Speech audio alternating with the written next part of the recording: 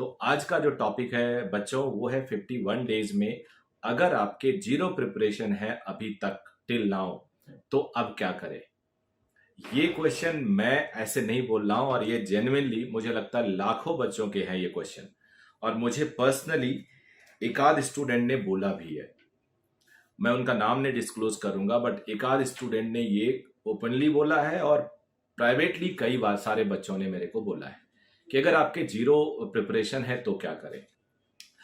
देखो क्या है कि अगर आपने ये एज्यूम कर लिया कि आपका अभी प्रिपरेशन जीरो है, आपने कंक्लूड कर लिया और अब आप सोचते हो कि अब आपको क्या करना है, तो मैं सही मामले में बताऊं तो आपकी रैंक इतना एज्यूम करते ही 6-7 लाख से ऊपर हो गई, यानी 7 लाख बच्चों से आप ऊपर पहुंच गए जैसे आपने एक्सेप्ट किया कि आपको जीरो आता है। और ये मेरे हिसाब से, मेरा इतना एक्सपीरियंस जो है कहता है, वो कहता है इट्स आइडियल सिचुएशन और आपके अंदर ऊपर बढ़ने के बहुत सारे पोटेंशियल है, क्योंकि आपने एज्यूम कर लिया और आपने एज्यूम नहीं किया, आपने रियलाइज कर लिया कि अभी आपकी तैयारी नहीं है।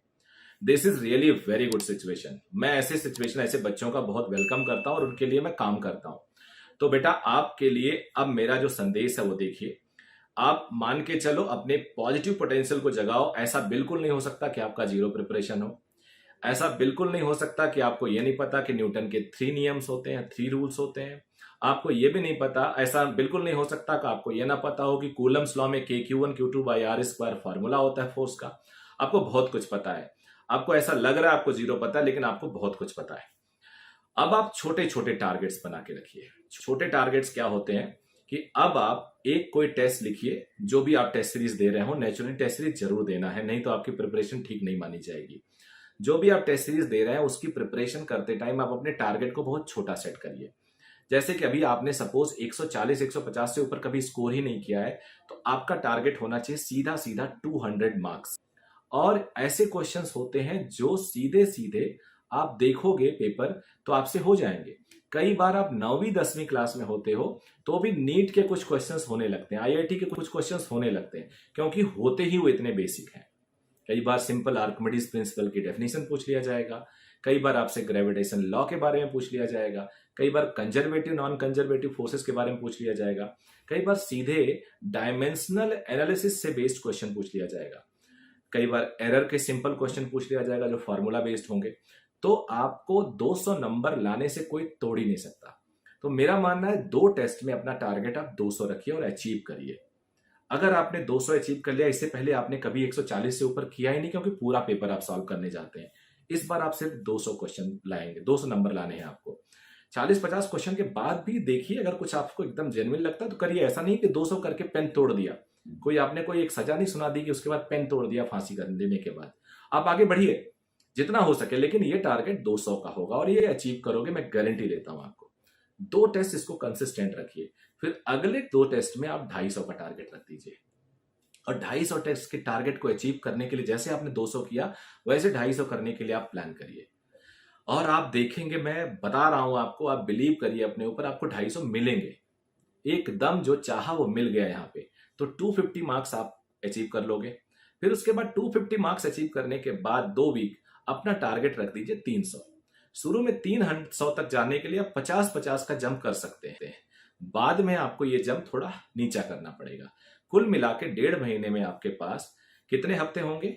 कम से कम 6 हफ्ते, 7 हफ्ते की तरह एवरेज आ जाएगा। 6 हफ्ते मान लीजिए। 6 हफ्ते में आप जो टेस्ट देंगे, हर टेस्ट 2-2 3-3 दिन पे देंगे। तो जिस बच्चे का जीरो अभी प्रिपरेशन है और वो एंड करता नीट प्रिपरेशन में 150 नंबर या फिर इवन 130 120, उस बच्चे के मिनिमम अगर 400 नंबर नीट में आ जाते हैं तो उसको कितना कॉन्फिडेंस मिलेगा। पहली बात तो बच्चा पहले से ही हार चुका है, उसको पता उसका सिलेक्शन नहीं होगा। अब वो 400 लेके आएगा। 400 लेके आने का मतलब आप एक तरह से टॉप 1 लाख में आ गए, यानी 18 लाख बच्चों में आप 1 लाख में आ गए। 17 लाख को आपने पीछे कर दिया, 16 लाख को आपने पीछे कर दिया। आपका कॉन्फिडेंस देखिए कहां जाएगा। ये तो मैं मिनिमम बता रहा हूं। मिनिमम का मतलब होता है इतना अचीव करेंगे ही करेंगे, और maximum sky is the limit. Sky is the limit here, 720 is the limit. हाँ, ये बात एकदम सही है। फेक और झूठा आश्वासन और को मोटिवेशन नहीं दूंगा कि आपका जीरो प्रिपरेशन है और you will be fighting for 710 700। ये पॉसिबल नहीं है लगभग लगभग। And please don't mind those who are making some pseudo motivation. ऐसा रियलिटी में नहीं होता। लेकिन हाँ, you may reach close to your selection. Some, SC ST may get the selection, some PWD may get the good college, some OBC also may get selection, और general के लिए भी आप क्लोज पहुंच सकते हो, और अगर सब कुछ सही रहा तो you may touch the selection marks. So this is all about message.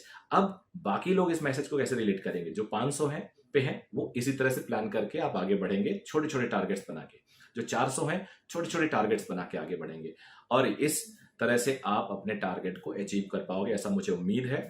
So all the very best. Thank you very much. Video पसंद आए तो लाइक जरूर करना, चैनल जरूर सब्सक्राइब कर लेना.